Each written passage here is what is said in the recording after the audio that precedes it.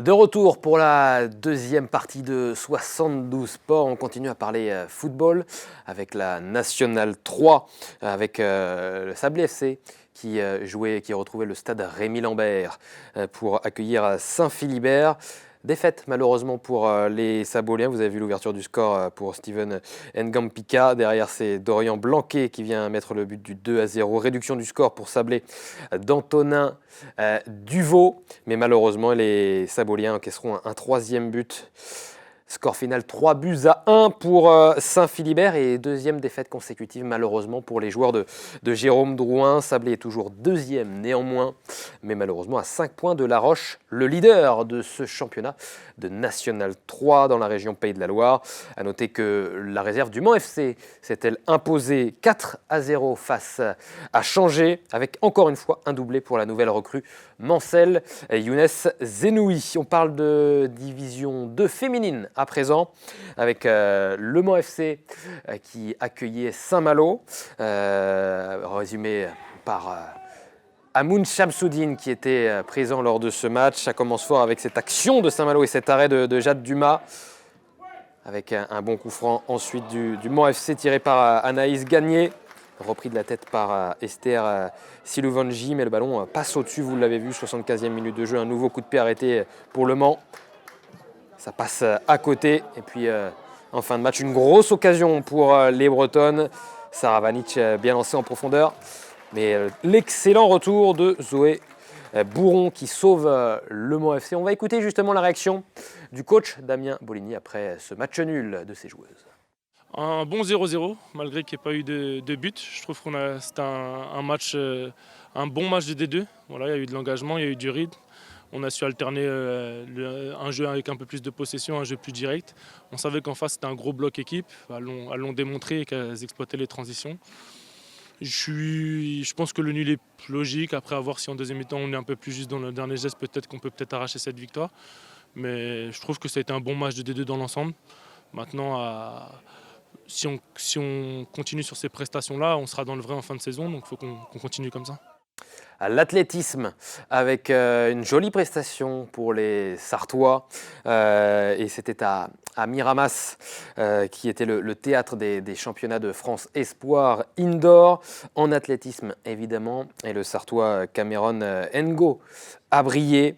Premier titre national sur le 60 mètres haies en 7,83, vous allez le voir justement. Avant cette finale avec ce très bon départ pour le frère de Matteo Ngo et Cameron Ngo qui va s'imposer donc en 7,83. Le bonheur pour le sprinter de l'Entente Sarthe Athlétisme du JS Coulennes après plusieurs saisons galères suite à plusieurs blessures. Bravo à Cameron Ngo qui ramène cette belle médaille d'or et ce titre de champion de France Espoir. Du basket, malheureusement un mauvais week-end pour nos équipes sartoises avec en National 2 une nouvelle défaite hélas pour la Jalte devant leur futur entraîneur Erwan Potier. C'était ce week-end face au leader Poissy, avec malgré tout une excellente entame de match pour les Manceaux. Les Jaltais n'ont malheureusement pas réussi à garder le rythme en seconde période. Défaite 79-83. Les 21 points de Foucault et Coronel n'y changeront rien. Une défaite néanmoins encourageante dans l'objectif du maintien. On a produit un super match. Les gars étaient très concentrés. On savait que ça allait être un match âpre et dur parce que l'équipe de Poissy a affiché la montée. Donc on a fait un gros match.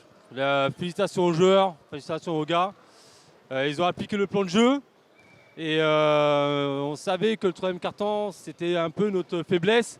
On a répondu présent pendant 40 minutes, donc c'est de bon augure pour la suite. Et on espère que ça continue comme ça, dans ce sens-là, pour aller chercher le maintien. Donc on va essayer de gagner tous les matchs. Voilà, maintenant on sait qu'on a battu Rennes il y a 2 semaines. On accroche les premiers. Donc ça veut dire qu'on est en réel progrès. Et chaque match, on doit jouer comme ça. Et puis on va en gagner et on va se maintenir. Une belle prestation de l'Ajalt, entachée malheureusement par un après-match très tendu. On apprend dans les colonnes du Ouest France que Ryan Hanibi, joueur de l'Ajalt, a été victime de propos racistes qui auraient été lancés par un ancien joueur du club lors du pot d'amitié d'après-match. Le club pourrait porter plainte. National 3, à présent après la National 2, la National 3, avec une lourde défaite là pour Saint-Pavin face au deuxième du championnat, Malakoff. Les Monceaux ont rencontré de grandes difficultés face aux Franciliens. À la pause, 19 points séparaient déjà les deux équipes. Un écart qui va augmenter en deuxième période. Défaite logique de 33 points, 61 à 94. Les protégés de Romain Cholet sont avant-derniers du championnat. On écoute le coach, très déçu forcément de la prestation de ses joueurs. Il y a des façons de perdre et aujourd'hui je pense que voilà, on n'a pas, on s'est pas battu avec l'intensité nécessaire et voilà, ça, c'est un peu gênant parce que je pense que même sur des défaites on pourrait prendre du plaisir et aujourd'hui quand on met pas suffisamment d'intensité offensivement et que défensivement plutôt et qu'offensivement on a du mal à exécuter, forcément c'est beaucoup plus compliqué, surtout face à des équipes comme ça. On est dans une situation où le maintien il est quasiment hors de portée, il reste 9 matchs. Forcément, quand on enchaîne les défaites, c'est compliqué. Maintenant, il faut réussir quand même à se serrer suffisamment les coudes et puis voilà, essayer d'aller faire des coups d'ici la fin de saison parce que je pense quand même que l'équipe en est capable, mais il va falloir qu'on le fasse en équipe et en y mettant vraiment toute notre énergie à chaque match. En bref, la Sartoise Iliana Rupert change d'équipe, coupée par Las Vegas, avec qui elle avait été championne. L'internationale française jouera pour Atlanta la saison prochaine en WNBA, l'équivalent de la NBA féminine. Voilà pour Iliana Rupert, donc sous ses nouvelles couleurs avec Atlanta. Handball pour terminer le reste de l'actualité avec la N2 féminine et une défaite malheureusement. 34 à 38 pour Mamers qui accueillait ce samedi le leader, Celles-sur-Belle, avec une bonne entame de match pour les Mamertines et une excellente prestation de Jawaher Mouedeb. Les joueuses de Karim Sefsaf regagnent même les vestiaires avec l'avantage au score, 20 à 18. Malheureusement, l'intensité de l'équipe de Sévrienne permet à Celles-sur-Belle de s'imposer. À l'extérieur, qui plus est, Mamers s'incline et est désormais 3e du championnat. C'est l'heure de notre chronique avec Hugo et les bruits de vestiaire. Comme chaque semaine, nous suivons les coulisses des événements au club sartois avec notre chronique, donc bruit de vestiaire. Et cette semaine, Hugo Coutable a pu suivre Anthony Lefort au stade Marie-Marvin. Le chargé de la communication du Mans FC nous a gentiment ouvert ses portes, les portes de sa profession. Également l'occasion aussi de découvrir les dessous de la victoire mancelle, je vous en parlais tout à l'heure, face à Concarneau. C'était lundi dernier. Régalez-vous. Bonjour à tous, aujourd'hui je vous retrouve au sein du stade Marie-Marvin pour une rencontre Le Mans FC Concarneau, un match que je vais suivre en immersion avec Anthony Lefort, responsable de la communication du Mans FC. C'est parti. J'ai plusieurs casquettes en tant que chargé de communication. Je suis à la fois attaché de presse, donc je dois gérer toutes les interviews qui peuvent nous être demandées au sein du club, que ce soit du président à l'équipe pro en passant par les féminines, la formation, le futsal, l'école de foot. Voilà, toutes les demandes, je dois les gérer. Moi aussi, en sens inverse, je dois aller chercher les médias pour communiquer sur nous au maximum. Normalement, il y a tout. S'il y a un problème, vous me dites, je suis en bas. Toutes les accrètes, j'en ai mis 6. Toutes les chasubles, j'en ai mis 6. Okay. Ouais, un qui on donne la mission et qui est la mission qui la rend à la fin. On fait passer dans l'habitude. Ok. Ça marche. Ah oui, c'est toi qui avais enlevé ?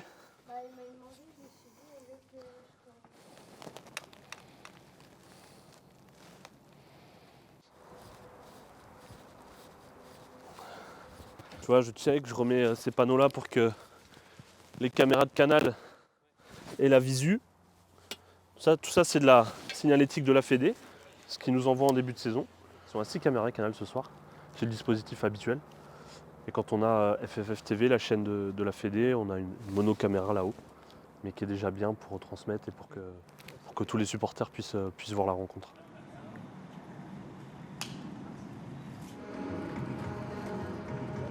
Avec un match Canal+, on a une quarantaine de personnes qui vont être là en presse. Donc il y a de l'accueil, il y a, donc je pense notamment au dîner, entre guillemets. Chercher des plateaux repas pour les journalistes, ça c'est des choses auxquelles on ne pense pas forcément. Il y a la préparation de la salle de presse, comme on a vu tout à l'heure, installer mon matériel personnel. Voilà. Ensuite on passe plus sur le match, donc là on est plus sur de l'édito de mon côté, avec l'animation des réseaux sociaux, du live sur le site internet.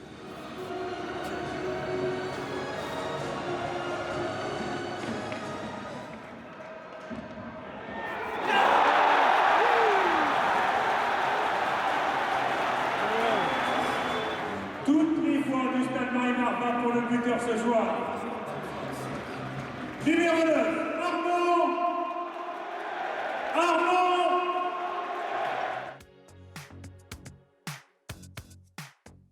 Et puis à la fin de la rencontre, il y a emmener les joueurs dans les salons hospitalité pour les interviews d'après-match. Et puis il y a les conférences de presse des coachs et des joueurs. Et enfin, il y a un dernier travail là un petit peu plus solo où faut faire tous les retours, les résumés de rencontres. Mettre en ligne les résumés vidéo, les photos, voilà, là c'est plus encore à nouveau de la partie éditoriale.